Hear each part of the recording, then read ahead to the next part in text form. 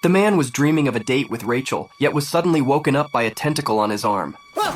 Seeing this, Mike quickly removed the bandages, but to his horror, the wound was now covered in tentacles. He tried to use tweezers to pull them out, but then a huge bump suddenly grew on his arm. Holy crap! There's something in my arm!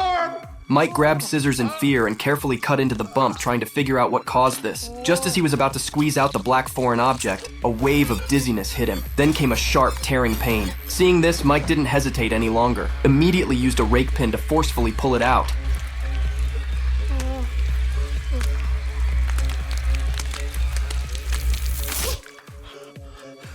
After pulling the object from his arm, Mike covered it with a glass dome. After a closer look, he realized it looked more like a plant spore, so he sent a photo of the spore to his colleague who specialized in the field, but she told him it wasn't a plant at all. Anthony, it's not a plant. What do you mean?